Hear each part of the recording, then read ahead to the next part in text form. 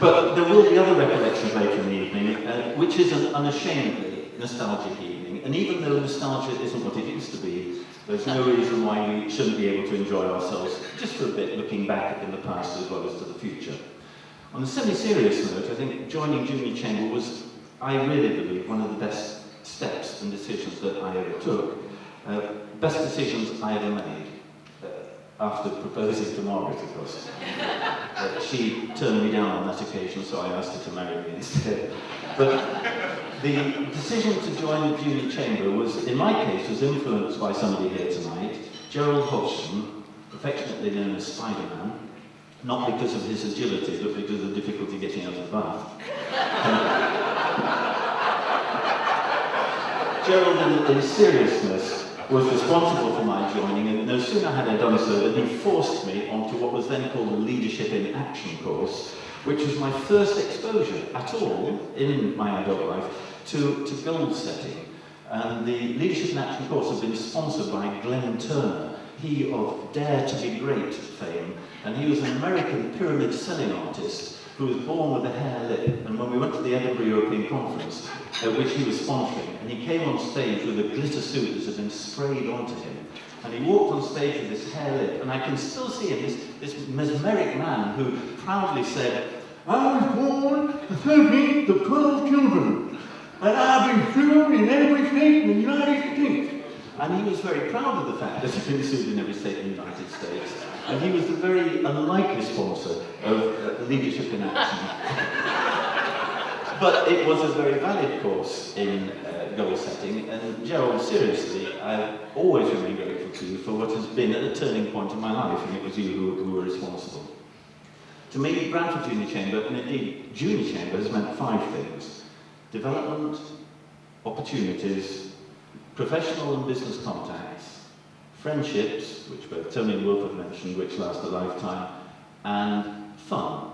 And really, because it's a social event tonight, I thought I'd finish just concentrating on that last bit, the fun aspect. And again, just 3 or 4 reminiscences, unashamedly self-indulgent.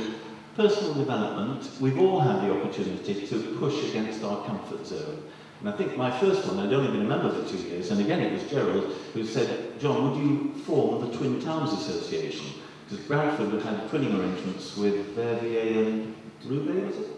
I forgot the name. Verviers and Roubaix. And they wanted an association that would pull it all together. So I found myself having been volunteered to form the Twin Towns Association, fine draft of the Constitution, or would I chair the meeting at the town hall, city hall, with all these bigwigs? And I was rapidly out of my depth. And I remember being so nervous that the secretary of the association was actually an employee of the town hall, and he said, "Well, I'll help you if you don't get anybody." His name was Trevor, and he explained to me that he couldn't speak French, so he wasn't an ideal secretary, but he would do the job. And I remember being so nervous addressing this impressive meeting in the town hall with all these local worthies, and I came to the elections and went through the offices, and I said, "Well, now we have only one nomination for secretary, and that's from Trevor, whoever it was, but there is one drawback." And I could see myself saying this, I just couldn't stop it. I said, "He's stated that he will be unable to send French letters around Europe." And I just wish the floor could have voted me, but it's one of those nightmare situations which you can't stop. So, and the personal development, and for all of us, was recognised by the award when we won the Minneapolis Award for the best chamber in the world, as it then was, and Stephen Tendler was out in Auckland, New Zealand, to collect it. And I must say, it's one of the few occasions when I've really been moved to tears in public, when he phoned me to say that we'd won the award for the best chamber in the world. And that was largely because he reversed the charges. But also, at the same time, we won, at the same World Congress, we won the award for the best chamber magazine in the world, which again, some of you longer in the tooth will remember Milestone, subsequently Broadsheet, and Eric Ogden, who printed Broadsheet and a couple of Milestones, is also here tonight, so he's had his part in a award-winning effort.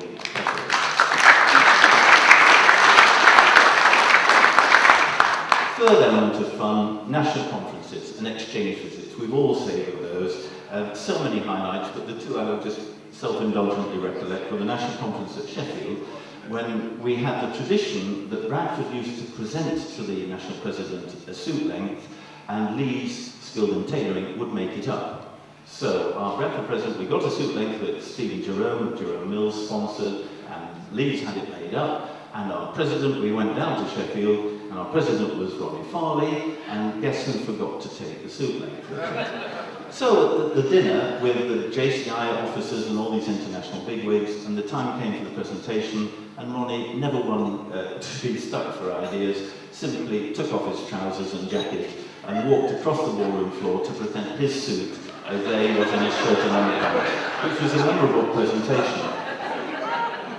A week later, he went into Gap to buy some camouflage trousers, but couldn't find any.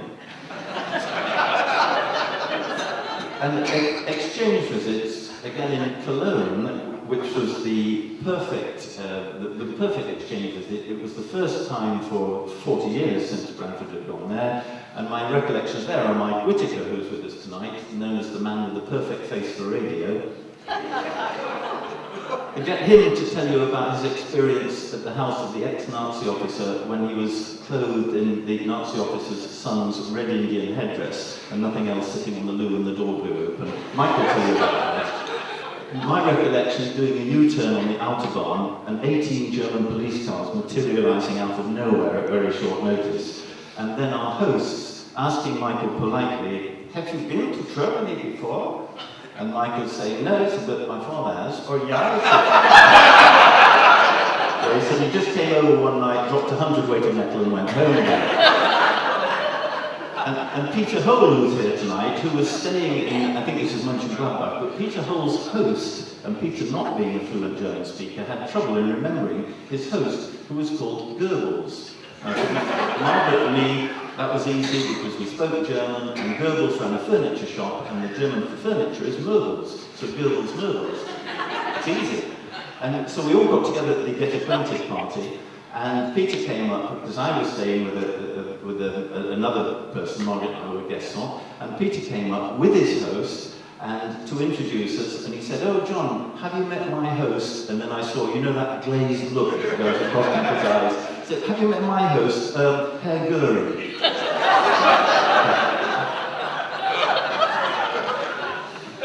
But I think that the final fun reminiscence, and the concluding part of this On Life Members Address, is the fun we've had, in particular, Music Hall, the Old Time Music Hall, the Post-Horn Gallop, and Nuts in May and Nuts in May in March. We've enjoyed ourselves doing things that you couldn't really do if you didn't have the ability to call on friends who were happy to make fools of themselves and enjoyed your sense of fun as much as you do.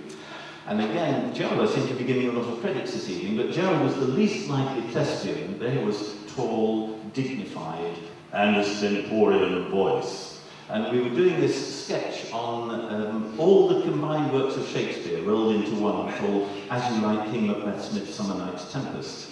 And Gerald was playing King Richard the Hunchback, and Ronnie Farley was Othello, and they had a vital bit of dialogue, and as Gerald was standing there in all his majestic splendour, complete with the makeup, and he got this this distinguished goatee beard, and Ronnie, just on the spur of the minute, did something that only Ronnie would do. He was fascinated by this false beard wobbling on Gerald's chin, so he just grabbed it and stuck it on his forehead, like a postage stamp, and it sort of hung down over his nose, so every time Gerald started to speak, this beard kept flapping. And to his credit, Ronnie was in fits, and Gerald carried on as if nothing out of the ordinary had happened at all. And then little Robert Allen, who's here, who had to compare the music hall, and he was doing it in the Leonard Sachs style with his big pint of beer on the side. And little did he know that in the interval, Ronnie emptied about 2 pints of salt into Robert's beer. And Robert came back to introduce the first number, and he was making a great flourish and saying, "And now raise your glasses." And he all but threw up 2 pints of salted beer. It was a very nice dramatic moment. And of course, no reference to entertainment would be complete without reference to Ronnie, who did, he and I used to do a sketch based on Rod Hull and Emu. And I was Rod in the short trousers, and Ronnie's emu outfit gives me the opportunity to pay tribute to yet another junior chamber member in all but writing up the check. And Pam made the most fantastic outfits, and she made this incredible outfit of the emu with the sort of yellow beak and the brown furry body and the blue tights, and Ronnie was an absolute stream, as you can well imagine. Then we finished with Green Eye, the Little Yellow God, which those of you who've seen it will remember as being very sophisticated. In that it does involve an egg being broken on his chest, and tomato ketchup being poured over his head. And he used to have this lovely tale because we did it for 7 nights running.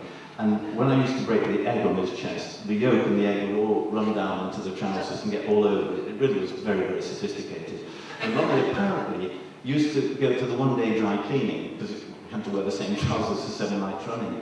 And apparently on the Monday, we had the show on the Monday, and on the Tuesday morning he took the trousers into Crockett's and he said, can you clean these? The chap said, yes, certainly. Why? He said, egg on the fly.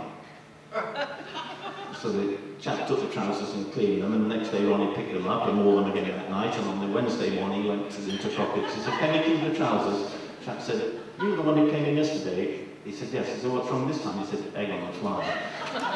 So on a Thursday, it was the same story, and on the Friday, the guy in Crockett's was nudging his assistant saying, here's the one with the egg on the... And they was obviously absolutely intrigued to know what other devious practices Ronnie was getting up to that caused that particular result. So, as he's not here to do Green Eye, but has buggered off to Spain, Sheila said, well, couldn't you do something else to finish with by way of entertainment? So I thought we would use another, as it's a junior chamber event, use another junior chamber standby, and in referring to this as an old standby, I'm not referring to Peter Hole, but I'm referring to the number that we always used to do to finish off any junior chamber social function, and that was with due respect to Cole Porter and to Noel Coward, and we would just try and write a song that would involve the names of those who were present, just in order to have a sense of participation and involvement. So of the 3 entertainment items for tonight, this first one, Let's Do It, is just that. So if any of you do recognise your names, I can only say that writs for libel should be sent to Malcolm Jones, who will be acting for us in this collection. So if Malcolm, Walker and Margaret would like to join me,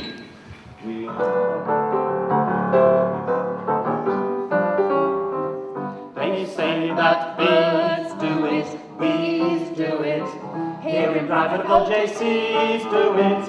Let's do it, let's fall in love. Young Andrew Idle is too tall for it, Sheila Patchett is too small for it.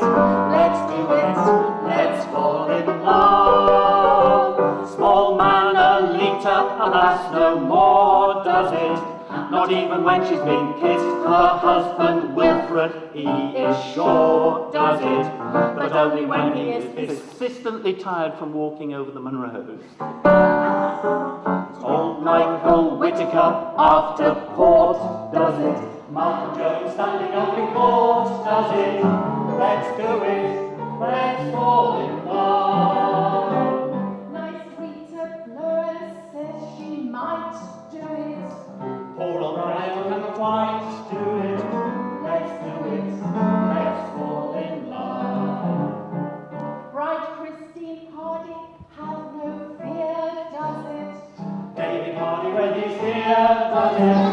Let's do it, let's fall in love. When carers David and Jean Ward do it, they have the time of their lives. Richard Whiteman and John Pennington do it, and sometimes with their wives. Sweet Sharon Roscoe for a laugh does it, Gordon Roscoe sometimes in his bath does it.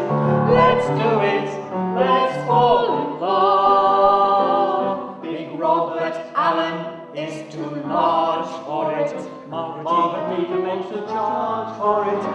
Let's do it, let's fall in love. Refined Anne Hodgson says she could do it.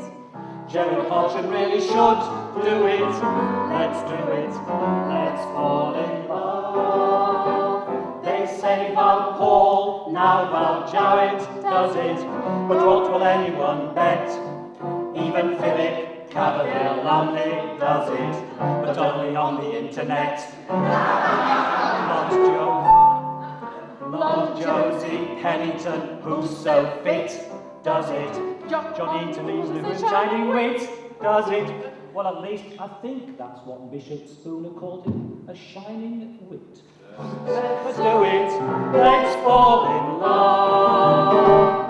That Margaret Cameron, when we lost her, does it? Tim Lomas, when he's plastered, does it? Let's do it, let's fall in love.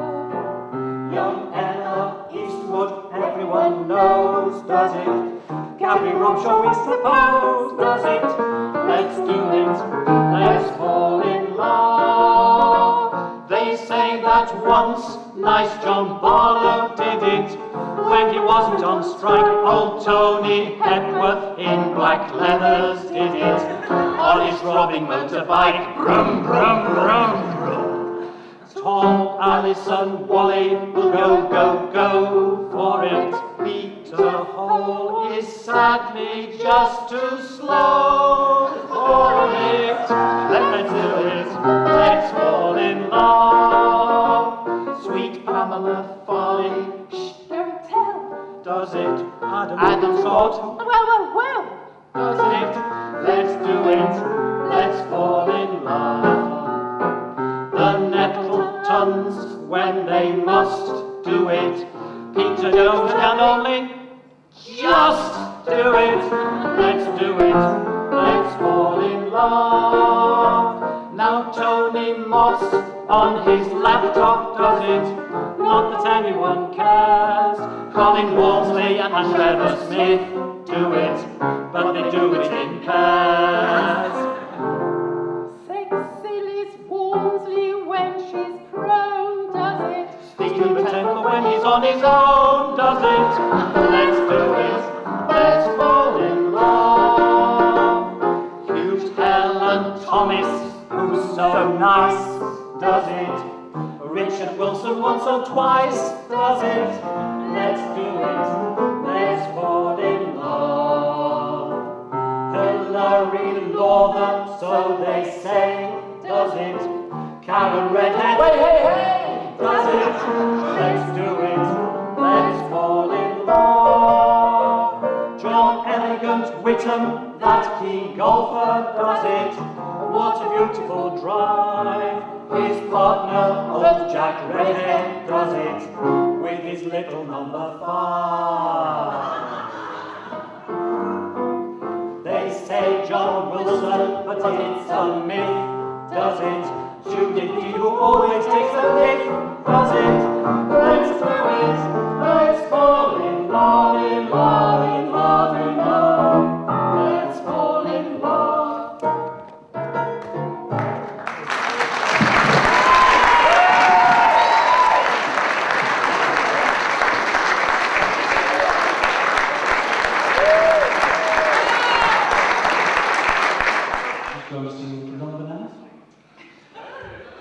This is to remind a few of us about those reviews we did in the late 80s. You remember? Liz Harper, Alan Thomas, Colin Walmsley. If you sang this number in your grade 87 or 89 to give everybody a laugh and hope you enjoy it as well. So be prepared.